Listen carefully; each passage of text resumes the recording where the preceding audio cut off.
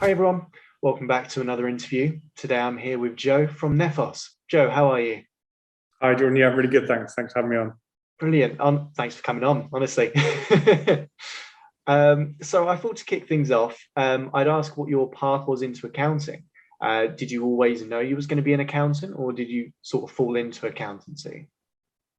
Yeah, it's a good question as well to start with because my journey into accountancy and then kind of like into where I am today is very different to like a traditional pathway, which kind of will come on to you later, but kind of fits with why the business I've created. I've tried to do away from the traditional side of things. So I was at at school, and obviously I didn't really know what I wanted to do, and didn't actually really enjoy the educational side of things, and therefore didn't really kind of engage, if you like, with it. And I didn't therefore finish A levels, so didn't go to university, had none of that, had no prospect, no, didn't know what I wanted to do. And that kind of left me in a position as to what do I do here? How do I kind of progress in life? And I just happened to fall on a job, an office job, basically. And as I was at that office job, I was doing a bit of work for the financial controller, and he just said, "Look, how do you fancy doing a bit more work for me? How do you fancy doing a bit more in accounting?" As I did a bit more of that, he said, "How about you start AAT?" And that's kind of where it came from, if that makes sense. So my background wasn't like finish A levels, go to university, go and sit in a practice and train. Mine was very much like, I have no idea what I want to do at 20 years old. Mm-hmm. Oh, okay, I'll just fall into accountancy through a completely different route, if that makes sense. So it was definitely a different approach to most people. Like I say, there aren't many accountants these days that didn't finish A levels and didn't go to university. Do you know what I mean? So it's quite nice to be able to take that path and not just a typical path, if you know what I mean. Yeah, I was going to say, I don't often hear about that path, but I imagine that comes with some benefits as well. Obviously, as you mentioned, education, you didn't really get on with it.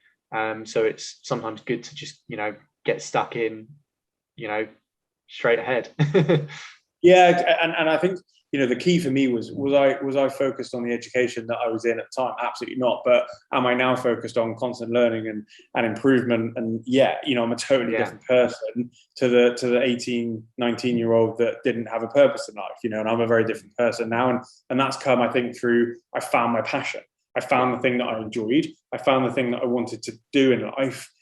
And that made me happy. Whereas at school, I never had that. I never found that thing at school that really made me think, do you know what, that's the thing I'm going to hang on to. And therefore, I'm going to study that, go to A levels, go to university and become an accountant. That's not how it worked. But I think also on the flip side, like you said, it makes it feel like there is a different path. It doesn't have to be the main path, 100%. So that was how you got into accountancy. How long have you been in the industry? Yeah, so I've been in the industry for about 15 years, I would say now. My kind of first part of my career was in industry. So I worked in manufacturing businesses mainly, in the accounting departments while I was training and moving my way up through the ranks. So yeah, that's how it started. And then I never actually stepped foot in a practice before I set up my own. So that was quite an interesting part as well. So I spent probably about 7 years in industry, training, learning the ropes, that kind of stuff. But what really kind of I think is great for me now is I've got a hugely commercial mindset because I was in businesses, understanding the business, understanding the why and the where and the how, and all these sorts of things. And I think that's helped me massively now in practice, talking to other kind of small businesses. Brilliant.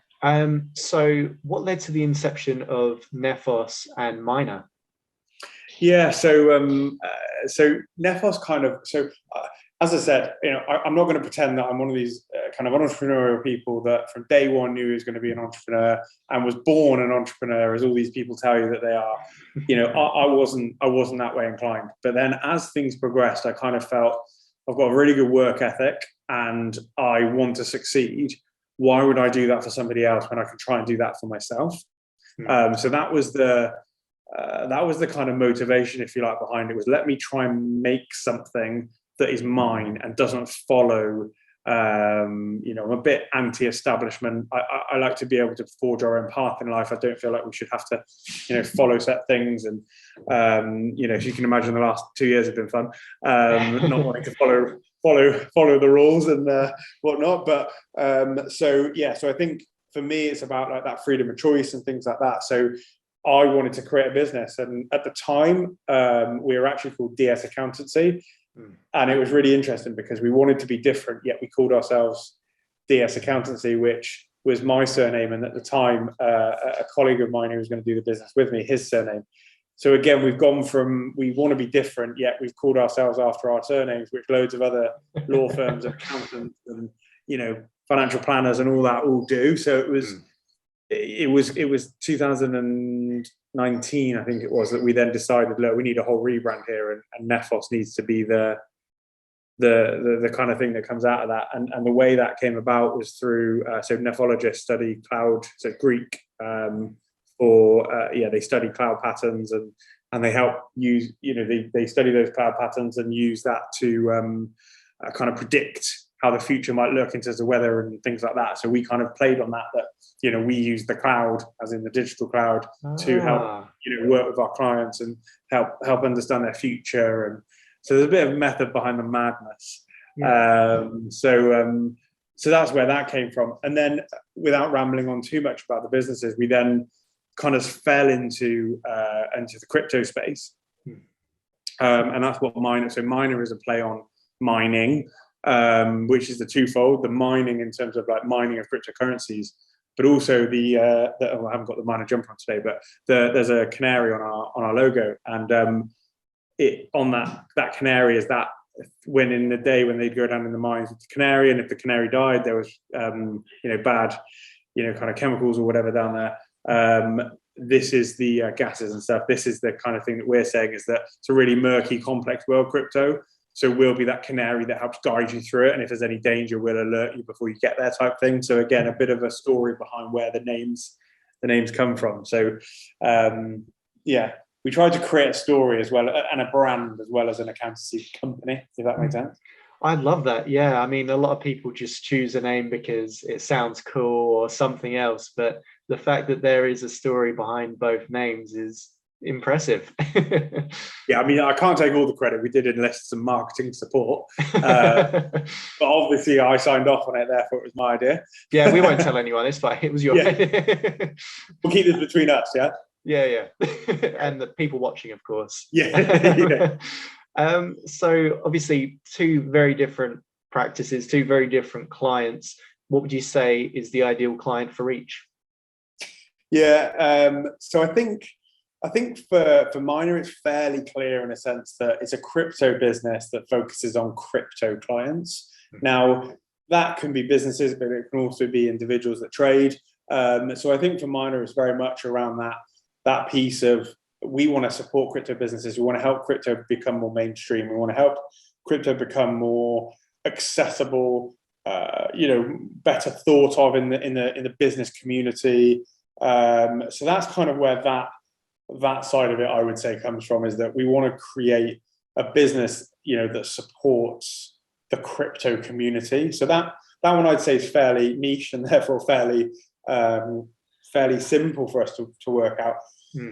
The Nephos one's always been a challenge for us as to what is an ideal client for Nephos, because our ideal client, if we're talking about ideals, our ideal client is someone that wants to grow their business, understands the value of an accountancy firm or a partner, wants to understand, like, has a base understanding of finances, but really wants to lift that to the next level. You know, really wants to get some granular detail in the numbers, because that comes from my industry background, for example. So that's where our ideal client is, and that's probably around the 500,000, you know, upwards, but probably towards the 5 million marks at that point. If they've grown their business at that point, there's every chance they might need kind of, you know, day-to-day in-house support at that point. So we're not focused on audit, we're not focused on compliance by default, but naturally we do a lot of it. So, but both businesses want to offer support, growth, forward thinking, you know, and to be that kind of like strategic partner with the client, not just the accountant sat in the room that produces the numbers and walks away. So that's where I'd say we kind of want both businesses to go, that forward thinking mentality. Mm, brilliant. So what would you say are the key strengths for Reach? I think again with Myna, I think it's fairly obvious. Our strength is that there aren't many accountants doing crypto. So we're in a position of strength in that sense, that we are the kind of the market leader in a sense of that, from an independent perspective anyway. Obviously the big four will do their bits, but from an independent perspective, I feel like we're the market leader in that at the moment. I think the crypto side, the passion that we've got as a business, but also the passion I've got as an owner for the crypto community, and how we can help embrace the crypto community and bring them into the more mainstream business world. How we can educate our current Nephos clients on how crypto might be able to benefit them, those sorts of things. And I think, as someone said to me yesterday, and I'm going to use this as my key strength for Nephos, that we're big enough to be able to handle a lot of work, some complex inquiries, and to be able to really support clients, but we're small enough to have a personal touch. And I thought that was a really, really good way of summing up Nephos and how we want to achieve the business, and what we want for our clients is like, we want to be big enough that we can deal with lots of different people in all walks of life, but small enough that they still know who we are, and we still see them and we still talk to them, and all those bits and pieces. So I thought that really, really summed up the business really nicely. Yeah, I mean, what a brilliant compliment. That's the place you want to sit, where you're not a faceless company, but you can also take on them larger projects. Yeah, exactly. So a little bit of a change of topic, but as someone who is completely clueless in this space, I notice you're an advocate of NFTs. Now, what would your main argument be to naysayers? How would you convince naysayers of the wonders of NFTs? Yeah, it's a really good question. I think I'm not just an advocate of NFTs, I'm an advocate of the crypto blockchain ecosystem in general, right? And NFTs form a big part of that. Can I give you a reason why a digital JPEG should sell for millions of dollars? Absolutely not. I think it's crazy, and I think it's a bit like, why do Premier League footballers move around for millions and hundreds of millions of pounds? That's just the world that we've entered into. Whether we think that's right or wrong, that's where we are. And once you're in it, it's really hard to go back out of it, because you've started something that that's difficult to get out of. And it's the same with NFTs. Now those prices have got to where they've got to. Really difficult for people to bring them back down to reality. For me, the big thing around NFTs is not what they look like, it's what they can do, right? So an NFT can be a gateway or a portal to lots and lots and lots of other things within a kind of community, or things like that. So for example, we were talking to a client who has a physical art gallery, and they're going to have private events, and the way they're going to allow access to the private events is through NFT holders. So NFT holders will scan a QR code or something like that at the door, and they'll be able to access events. We've got another client we're talking to on a ticketing side of things. Imagine you're a season ticket holder at a football club and you can't go to a game. How do you know how legitimate the ticket you might buy online is? You don't. Or you do if you've got blockchain behind it that verifies that the owner is who they say they are. So I think for me, it's not so much the digital image, as we've talked about a minute ago. It's more around the utility that these tokens can provide. And as Myna, we're launching an NFT series at the moment.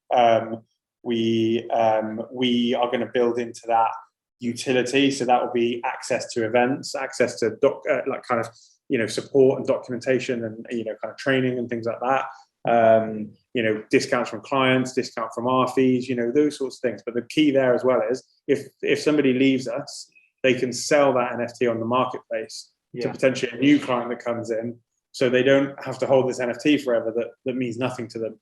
They can then move that on if they move on from us, and somebody else who joins us can take that NFT on and enjoy those benefits. So, I think that's where the key for NFTs is going to be, rather than the imagery or the things like that. That's quite fascinating, the potential that's there, really, as far as security goes. And as you mentioned with the tickets, that's an incredibly useful purpose. Yeah, absolutely. So magazine subscriptions is another one that people have talked about. Could you make an NFT for a magazine subscription so you can share that with other people? those sorts of things. So That's yeah, all fascinating. these subscription-based models can definitely be improved, I think, by utilizing that sort of NFT-based technology. I've entered this conversation as an NFT noob, and now I'm going to come away and learn about everything that there can be learned about NFTs. It sounds like there's a lot of promise in that space. Oh, there's a lot. Yeah, if you can get past the hype of the $400,000-$500,000 pictures, there's a lot behind it that's really important. So let's say someone did buy a $400-$500 picture, or they just invested in crypto and they wanted to get in touch with you, or they think Nephos is a great fit for their business. How would they get in touch? Yeah, so the usual places, our website, so we're nephosaccountants.co and also mynaccountants.co. We're on social media, so all the kind of usual platforms, LinkedIn, Twitter, etc. My personal Twitter is quite active in the crypto space, so in a genuine sense, if you want to learn more about the crypto space, check out my personal Twitter, which is CryptJoe, which is CRYPJO. I'm loving these names. Someone called me that. They were like, "Oh, CryptJoe, how you doing?" I was like, "That's an amazing name. That's my Twitter handle." That's sticky. There's CryptJoe and then 091. So yeah, loads of stuff on there about trying to educate. Again, like I say, this conversation we've just had hopefully educates a little bit around NFTs. So yeah, find us on there. And yeah, we'd love to help and support in any way we can. Well, I'll definitely be dropping a follow. So I know you mentioned that you've taken not the traditional approach. You've taken the path less walked. If a viewer is aspiring to get to where you are now, what would be your one piece of advice for them? For me, and it's a cliche, and all that, I hate cliches, but it would be do what you want to do it the way you want to do it. Don't bow down to the way that people say that this is the only way in life that you can forge a particular path to a particular area of success or whatever. You don't have to be born an entrepreneur to be an entrepreneur. Sometimes these things happen through life, so just whatever is your passion, whatever is the thing that's driving you forward, and however you think is the best way to do it, just go out there and do it. And the more you do, the more you'll succeed. So yeah, my biggest thing is just get out there and do stuff, and you will achieve stuff, and you will get places, no matter what people say. It's a brilliant piece of advice, and thank you so much for your time, Joe.